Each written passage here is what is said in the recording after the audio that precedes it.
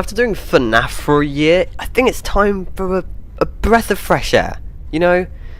Now, what horror should I do today? So there's obviously FNAF, I've already done that. There's Doki Doki Literature Club, Don't Hug Me, I'm Scared, No Man's Sky. Seriously, that was a horror. And, oh, what's this? Welcome to Baldi's Basics in Education and Learning. That's me. Why, hello, Baldi. Hello, everybody, and welcome to Science Appliance, where we apply the science.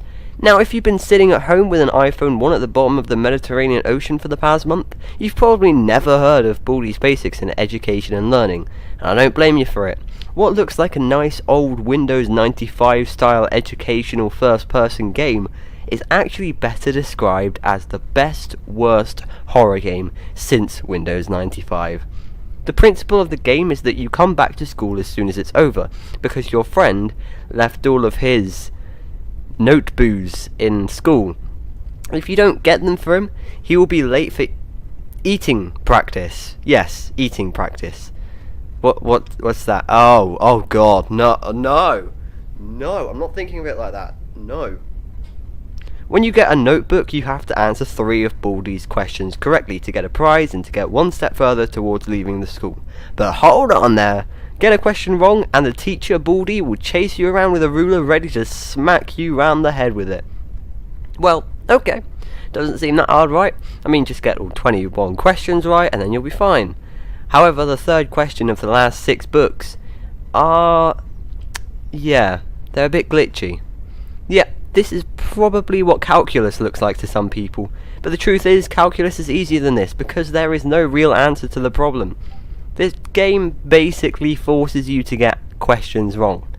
So the point of the game is to escape the schoolhouse, which by the way is the school that the teacher lives in, after getting all 7 notebooks. In the earlier versions of the game there didn't seem to be lore at all, and even now there isn't much to work with. However, I feel that in later updates of the game lore will definitely be built up, and hopefully create some sort of FNAF vibe lore. Mistman, that would be cool, dude. Ever since I started playing the game, I always knew that something had to be up with Baldi. There was something wrong with him. His arm makes the stupidest wave ever, but jokes aside, this could have something to do with it. What if I told you that Baldi was a robot? You wouldn't believe me, but there is evidence. Firstly, the arm is very weird. It's almost as if it was programmed to move in that certain way. It's the same with the ruler. There are literally 2 frames which we see him in, one with the ruler up and one with the ruler down. Also, unlike every other character, he moves very weirdly. He takes large steps, one at a time, instead of walking with a good flow and walking normally. However, perhaps the best piece of evidence for this is his jump scare. During his jump scare we can hear a really robotic sound. Not human at all.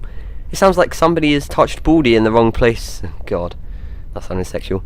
Another thing is that whilst answering questions he can pronounce the problem correctly, creating even more sounds as if a robot is malfunctioning. However, the more you look at the game, the more robots you see. For example, Mr. Sweep, Sweep, Sweep can actually overlap his voice, so that halfway through saying Sweep, he says Sweep again, creating an overlapping voice. Playtime has somewhat robotic voice and looks like she was made in MS Paint, and the rest are the same sort of principle. Get it? Principle? Sure, what I am getting onto here may be that they are all robots, but what does that mean for Baldi himself? Well, I think Baldi is malfunctioning. I think that his controller has broken Baldi, and now the evil side of him has been released, which brings me to the ending. Now, spoiler warning, there are 2 endings at the moment, and I'm going to reveal what happens during the longer and true ending. To get this ending, the player has to answer all 21 questions wrong and then exit, just like what the guy says at the regular ending where he tells you to do your worst because he needs to do something. In the end, you are taken to this screen where it says there is room for improvements, but turn around and Baldi's office is there. If you go inside of it, you see a glitched sprite of Baldi and a man stood at a desk who talks to you. Oh, jeepers, you found me. Good job. I'm glad you found me. Look, I have something kind of important to say. It's about the game. Don't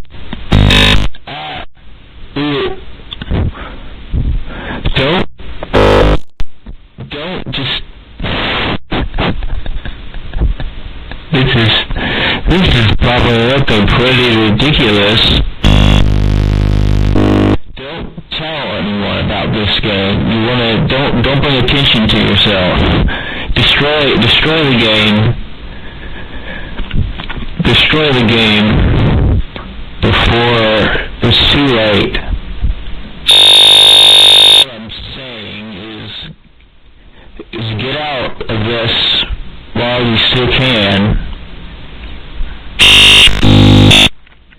Just don't know. You probably know I'm not someone trapped inside the game. That would be ridiculous. No, I can't. I'm not. The game was kind of. I got really corrupted. Yeah, I don't know what to say. Just trust me. You gotta. This seems. It seems. Vague. No, vague intentionally. I guess I can't tell you. Some stuff is classified. I can't say it. I wish I could say more. I can't talk normally. It's corrupted.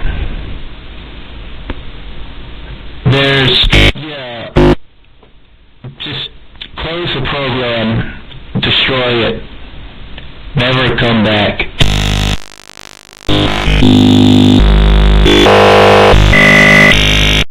It turns out this guy is called File Name 2, and it's debatable on who he really is. I have two main theories on who he is, and I want you guys to decide on what you believe. My first thought was that this is the real Baldi. Yes, this is the real teacher, and he's been replaced with a killer robot. Here's the evidence. Firstly, notice this is Baldi's office, and if you're advised to go see Baldi for some... and you are advised to go and see Baldi for some tips. It would then make sense if this was Baldi, as he advises you to destroy the game and never tell anybody. Also, he looks quite similar to the principal, therefore we can assume he is a teacher and an adult. The theory here would go that the real Baldi is literally fading away and being replaced by a robotic teacher. Notice how he is also the only person in the game to properly talk as if it were improvised instead of programmed. That's my throat disorder right there. I can continue. Also, one large piece of evidence that I can theorize with is the fact that the blackboard behind him is exactly the same as the blackboard on the intro screen of the game. The one with historicality and yum and other random rubbish. Why is this evidence? Well, in theory, if you were to angle the camera somewhere in the room and look towards the blackboard, there would be a way to view exactly the same image as the start of the game. File name 2 would be behind Baldi in our view, so that would convey how he is Baldi. However, as you guys know more than me, the information and theory doesn't really add up. Therefore, I searched a bit more, and now I've changed my opinion. It has to be the creator of the game. Think about it. One huge piece of information conflicting my theory that he was Baldi is that this guy breaks the fourth wall. He's self-aware. He says to destroy the game. But how else can he be self-aware? Not only does his speech make me think this, but take a look at blackboards in various rooms.